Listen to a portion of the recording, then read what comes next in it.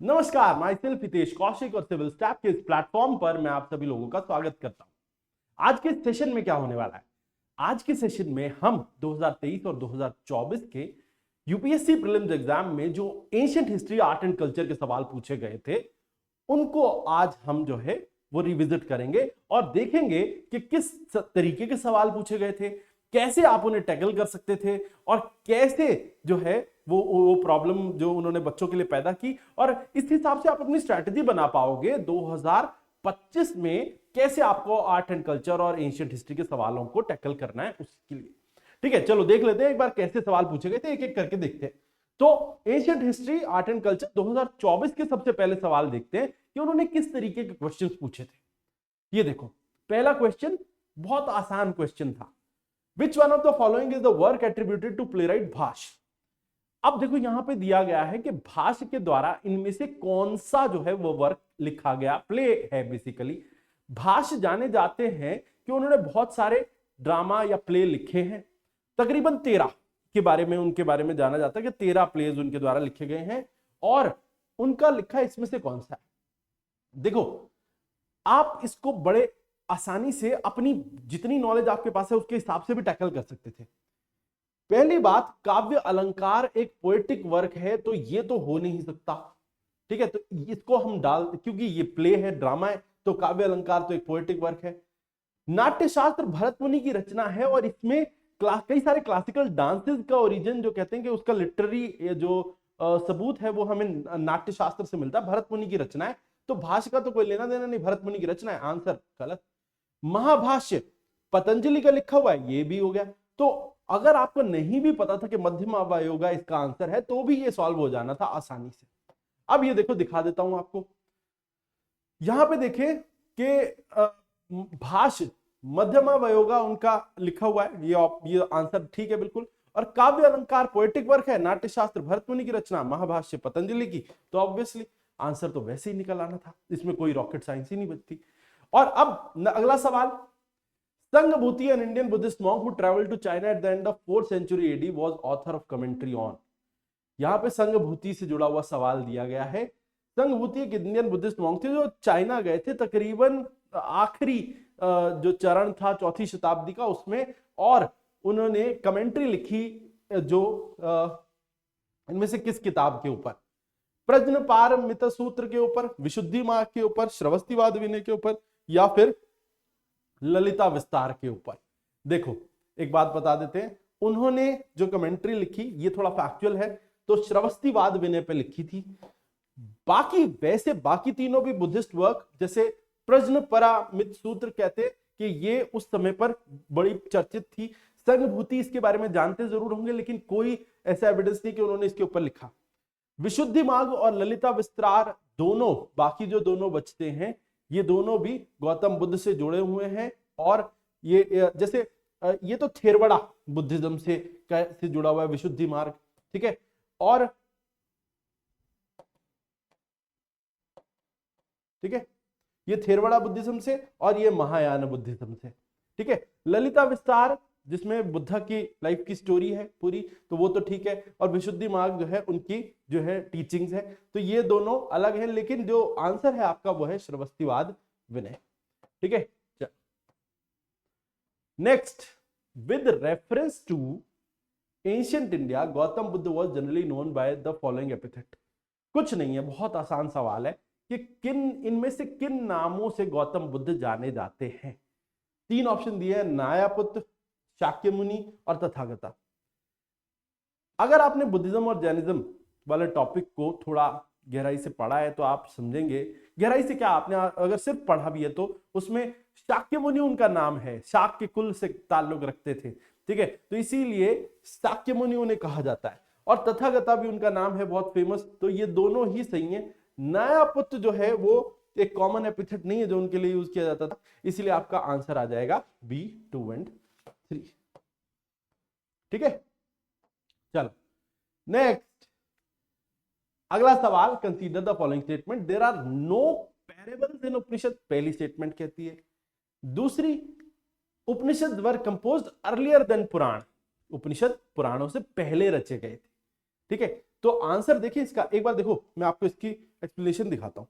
देखो उपनिषद do contain parables, उपनिषदों में पैरेबल्स हैं, मतलब पैरेबल क्या होती है, वो कहानियां जिसके जरिए जो है फिलोसॉफिकल आइडियाज को समझाया जाता है, उन्हें पैरेबल कहते हैं। तो उपनिषदों में पैरेबल नहीं है, ये स्टेटमेंट गलत है। पैरेबल्स हैं उसके अंदर ऐसी कहानियां हैं जिसके जरिए फिलोसॉफिकल स्टोरीज, फिलोसॉफिकल आइडियाज को लोगों तक पहुंचाने के लिए स्टोरीज का यूज होता है, यानी पैरेबल्स उसमें है, यानी कि ये स्टेटमेंट हो गया बिल्कुल गलत। उपनिषद जो वेद लिखे गए थे, 4 वेद, उसके बाद उपनिषद लिखे गए, उसके बाद ब्रह्मणा उपनिषद और अरण्यक लिखे गए थे, और सबसे आखिर में लिखे गए पुराण। तो ये तो बिल्कुल ठीक है, उपनिषद जो है वो उनकी रचना पुराणों से पहले हुई थी, पुराण तो वैसे भी सबसे आखिर में रचे गए हैं।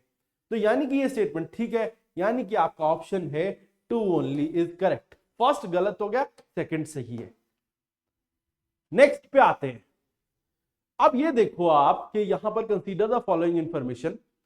चंद्रकेतुगढ़ Orissa trading port town, Inamgaon Maharashtra chalcolithic site, Mangadu Kerala megalithic site, Salihundam Andhra Pradesh rock cut cave shrine. इसमें पूछा है कि कौन सी रो जो है वो पूरी करेक्ट इंफॉर्मेशन के साथ जो लगी है। एक तरफ आर्कियोलॉजिकल साइट, स्टेट, डिस्क्रिप्शन। देखो इसमें कॉम्प्लेक्सिटी उन्होंने इस बार थोड़ा बढ़ा दी थी, जहां दो टेबल्स दिए जाते थे, मतलब एक टेबल के अंदर 2 कॉलम्स दिए जाते थे, यहां 3 दिए गए, और आपको देखना है कि कौन सी जो इंफॉर्मेशन है जो तीनों ही बिल्कुल करेक्ट मैचिंग हो रही है, तो वो वाले जो है आपको बताने। अब मैं इसको ना आपको एक्सप्लेनेशन को इसको दिखा देता हूं आपको एक बार, देखो एक बार।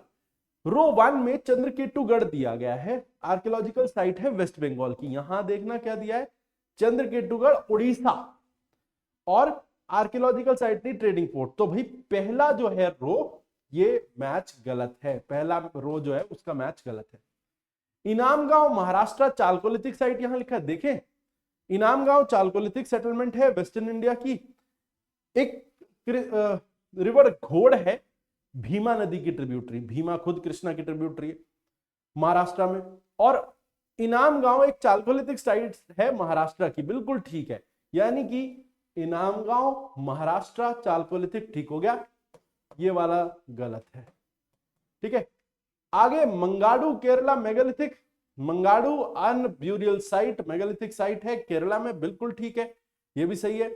और चौथा, ठीक है, तो तीसरा भी देखें तो यानी कि ये ठीक था। ठीक है, मंगाडू केरला भी ठीक है। सिलहुंदम Andhra Pradesh rock cut cave shrine, इसको देखें, ठीक है, देखो जल्दी से देखना, ये देखो सालिहुंदम वंशधारा नदी के पास आंध्र प्रदेश में सिचुएटेड है, और आर्कियोलॉजिकल एक्सकेवेशंस अभी जो है इस साइट के ऊपर एक एंशिएंट बुद्धिस्ट सेटलमेंट मानी जाती है।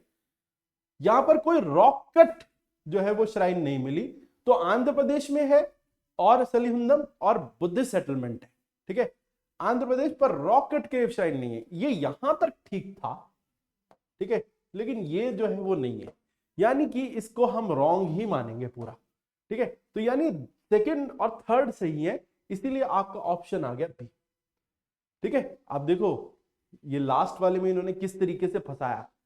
अगर आप आंध्र प्रदेश तक जानते थे सलिहुंदम, तो यहां पर ये आपकी जो है वो गलत हो जाना था, यानी कि आपको इन डेप्थ पढ़ना ही पड़ेगा, तभी आप इसको सॉल्व कर पाएंगे, वरना नहीं। ठीक है, अब देखते हैं 2023 के सवाल कैसे पूछे गए थे एंशिएंट हिस्ट्री, आर्ट और कल्चर। देखो अगर आप देखें ना ओवरऑल, तो ये वाला क्वेश्चन आप डिफिकल्ट कह सकते हैं। ठीक है, ये वाला क्वेश्चन बहुत इजी था, क्योंकि अगर आप पैरेबल समझते हैं और ये समझते हैं पुराणों की ये डेटिंग सारी, अगर वैदिक लिटरेचर की सबसे पहले 4 वेदा लिखे गए, उसमें भी ऋग्वेदा सबसे पहले, फिर बाकी के 3 वेदा, फिर ब्रह्मणा उपनिषद, और देन फिर अरण्यक, और साथ में फिर लास्ट में आते पुराण। तो ये है पूरी जो डेटिंग है, तो इस हिसाब से ये आराम से सॉल्व हो जाना था। लेकिन अगर आप देखें तो जैसे ये एक और सवाल पीछे में दिखाऊं, ये गौतम बुद्ध पे जो सवाल था, ये भी बहुत आसान था, इसमें 2 उनके नाम सबको पता है। ठीक है, ये वाला थोड़ा सा डिफिकल्ट था, मैं मानता हूं, लेकिन ये क्वेश्चन भाष्य वाला भी आसान था, यानी कि इसमें आप 1, 2, 3, 5 में से 3 सवाल आसानी से सॉल्व कर सकते थे विदाउट एनी डिफिकल्टी, यानी ये डुएबल था। 5 में से 3 किए जा सकते थे, 2 अगर आपने थोड़ा और इन डेप्थ पढ़ा वो भी हो सकते थे। ठीक है, अब नेक्स्ट आ जाते हैं 2023 में। In which one of the following regions was Dhanyakataka which flourished as a prominent Buddhist center under the Mahasanghikas located। अब धान्यकटका बोला जा रहा है कि ये एक प्रोमिनेंट बुद्धिस्ट सेंटर था महासंघिका का। तो ये कहां पे था? आंध्र प्रदेश, गांधार, कलिंग या मगध। अब एक बात बताऊं, अगर आपने पढ़ा है तो धान्यकटका अमरावती शहर के लिए, या अमरावती जो मॉडर्न डे है उसका ही नाम था। तो अमरावती कहां है आज? आज अमरावती तेलंगाना में है। Telangana is separated out of Andhra Pradesh, तो ऑब्वियसली गांधार कहां है? वो पाकिस्तान अफगानिस्तान हो गया। कलिंग कहां है? उड़ीसा हो गया। मगध कहां है? बिहार झारखंड हो गया। तो बचा क्या? तो यानी आंध्र करेक्ट ऑप्शन है आपका। ठीक है, आंध्र अमरावती धान्यकटका था। ठीक है, with reference to ancient India consider the following statements. The concept of stupa is Buddhist in origin. दूसरा, stupa was generally a repository of relics. तीसरा, stupa was votive and commemorative structure in Buddhist tradition. पहला देखो क्या कहता है ये कि एक स्तूप जो है वो बुद्धिस्ट इन ओरिजिन है। देखो वैसे हम ये मानते हैं जनरली कि stupas are associated with Buddhism, और उसी की अपनी ही तरीके की यूनिक बिल्डिंग्स है जो बुद्ध धर्म से जुड़ी हुई है। लेकिन असल में एक हीप को बोला जाता है, एक माउंड को बोला जाता है स्तूप, जो एक्चुअली हमारे यहां पर पहले से एग्जिस्ट करते थे, पर बुद्धिस्ट ट्रेडिशन में उसे अपना लिया गया। यानी कि concept of stupa Buddhist in origin नहीं है। ठीक है, दूसरा, stupa is generally a repository of relics. हाँ, स्तूपा के अंदर जो है, जो रेलिक्स जो है वो बुद्धिस्ट मॉन्क्स के रखे जाते हैं। बिल्कुल ठीक है। Stupa was a votive and commemorative structure in Buddhist tradition. हाँ बिल्कुल सही है, बुद्धिस्ट ट्रेडिशन में इसमें कमेमोरेटिव पर्पस से और वॉटिव पर्पस से ही इसको बनाया जाता था। बिल्कुल ठीक है। यानी इसके अंदर ये देखो, यहां पर 2023 में ऐसे सवाल पूछे गए थे, how many of the statements are correct. 2024 में इन्होंने चेंज कर दिया, ऐसे नहीं पूछा, लेकिन 2023 में ऐसे पूछे थे, how many of the statement given above are correct. ठीक है, तो ओनली 2 आर करेक्ट। ये ध्यान रखना, ये एक अलग तरीके से सवाल पूछे गए थे। अब यहां पर बच्चों के पास एक मतलब आउटसाइड चांस होता है कि उसको सही कर जाएं गलती से या कैसे भी, क्योंकि हो सकता है। लेकिन इसमें अगर आपने ये देखा कि पहली स्टेटमेंट गलत है और बाकी 2 ठीक है, तो इसमें ओनली 2 आपको बताना होगा कि 2 ही स्टेटमेंट इसमें से ठीक है। ठीक है, तो थोड़ा सा जो है ना, उन्होंने एलिमिनेशन जो लोग यूज करते हैं उसको और एलिमिनेट करने की यहां पर कोशिश की थी। ठीक है, next, with reference to ancient South India, Korkai, Poompuhar, Muziris were known as capital cities, ports, cities of iron and steel making, shrines of Jain Tirthankar. ये निहायत ही आसान सवाल था, निहायत ही आसान। मैं कह रहा हूं, देखो क्यों, अगर आपने संगम पीरियड पढ़ा है डिटेल में, तो संगम पीरियड में क्या बताया जाता है? कोरकई, पूहमपुहार, उसके अलावा मुशीरी, ठीक है, तोंडी, मुशीरी, ये सब क्या है? ये सब पोर्ट थे संगम पीरियड के। संगम पीरियड में तीनों जो स्टेट थी, चोला, चेरा, पांड्या, उनके कुछ पोर्ट टाउन्स थे। कावेरीपट्टनम भी उसमें से एक था। तो ये वही पोर्ट टाउन्स के नाम दिए गए हैं संगम पीरियड के। ठीक है, तो संगम पीरियड के पोर्ट टाउन्स थे ये सारे। सिंपल, शायद ऐसा है ना, इसीलिए जानबूझ के they have referred south India. उन्होंने पोर्ट्स कहा है, उन्होंने नहीं बोला कि संगम पीरियड। संगम पीरियड जैसे ही लिखते सबको याद आ जाता, अरे ये तो पोर्ट्स है। ठीक है, which one of the following explains the practice of Vatakkiruttal as mentioned in Sangam poems.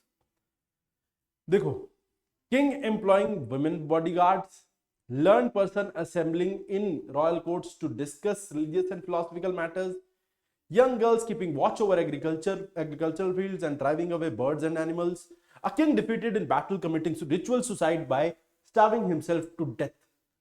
अब ये जो शब्द है ना, प्रैक्टिस ऑफ वट्टकिरुत्तल, ये थी जब एक राजा युद्ध में हार जाता था, संगम पोएम्स में ऐसा दिया है, तो वो सुसाइड कमिट कर लेता था by starving himself to death, मतलब अब खाना पीना त्याग के सब कुछ छोड़ देता था और अपने आप को मृत्यु धारण करता था।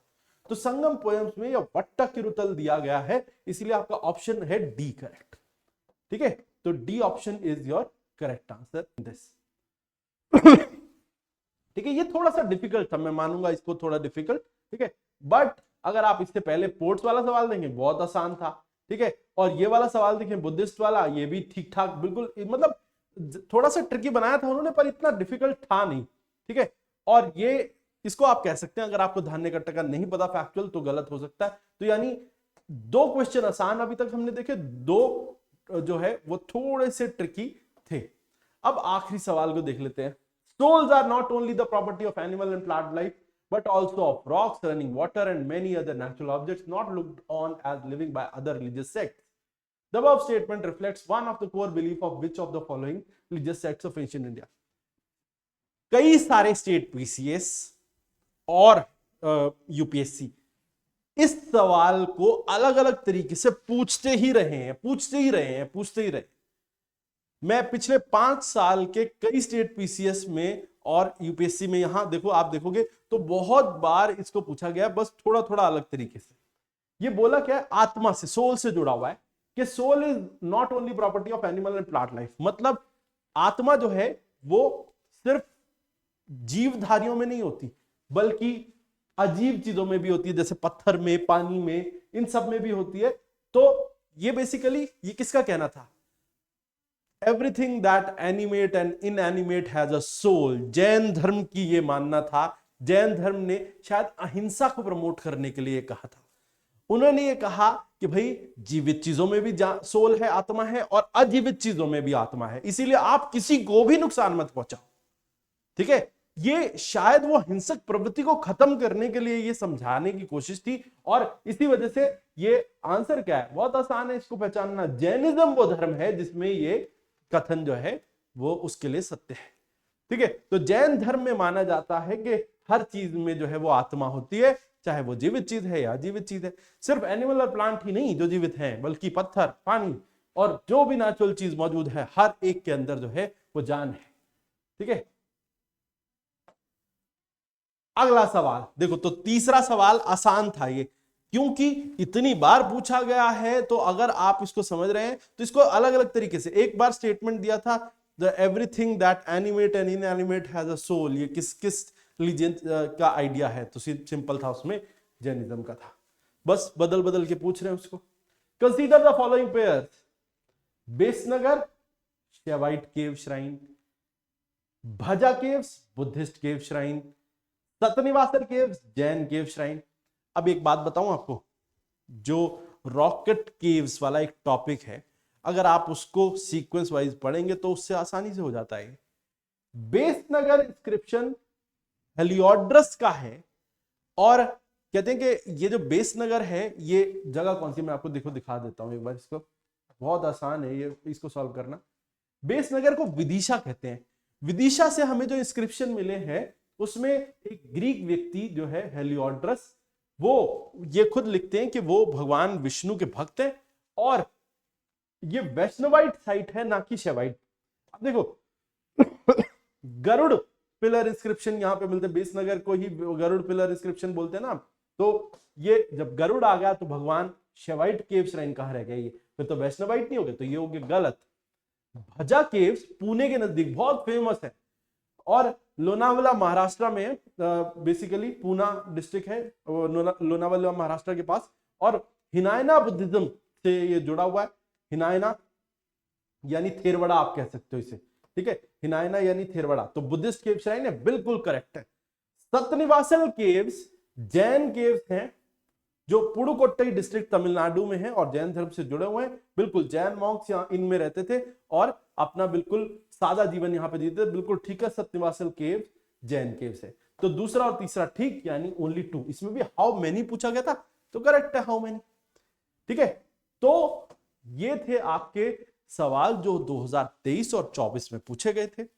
आप कह सकते हैं कि 50 to 60% आसानी से डुएबल थे अगर आप एक सीरियस कैंडिडेट हैं तो आप उनको आसानी से सॉल्व कर सकते थे। डिफिकल्टी जो है वो थोड़ा बहुत कुछ क्वेश्चन में थी, लेकिन वो भी की जा सकती थी। ऐसा नहीं कि वो बिल्कुल ही अनडुएबल कुछ आ गया था। ठीक है, किया जा सकता है अगर आप सही तरीके से स्ट्रैटेजी बनाएंगे और प्रीवियस ईयर्स को देखते रहेंगे कि क्या क्या जो तरीका है उनका पूछने का, तो आप बहुत अच्छे से आगे सवालों को टैकल कर पाएंगे। ठीक है, लेकिन अनप्रिडिक्टेबिलिटी ध्यान रखना, आपको सारे टॉपिक्स करने चाहिए। आपके पास समय है अभी, तो आप सारे टॉपिक्स करें विदाउट लिविंग एनीथिंग। और एक चीज कि भाई जो मेरी सलाह है कि जो बच्चे जो तरीका है कि भाई थोड़ा सा लिमिटेड फैक्चुअल डेटा रट के चले जाते हैं विदाउट गोइंग इन डेप्थ, वो वाले स्टूडेंट शायद आर्ट एंड कल्चर के सवालों में जो है वो प्रॉब्लम महसूस करेंगे। जो कुछ जो जिनको मैं कहता हूं करियर बर्बाद करने वाली किताबें जो हैं वो जो लोअर एग्जाम्स के लिए यूज होती है, उनसे फैक्चुअल डेटा पढ़ के जाते हैं तो वो बहुत ज्यादा प्रॉब्लम फेस करते हैं। ठीक है, तो आज के लिए इतना ही, फिर मिलेंगे आपसे। जय भारत, जय हिंद, और अपना ख्याल रखिए। सर्दी बहुत है, और ये जो हमारे जो सवाल हमने डिस्कस किए, मैं उम्मीद करता हूं इसके जरिए आप अपने आप को बेहतर बना पाएंगे।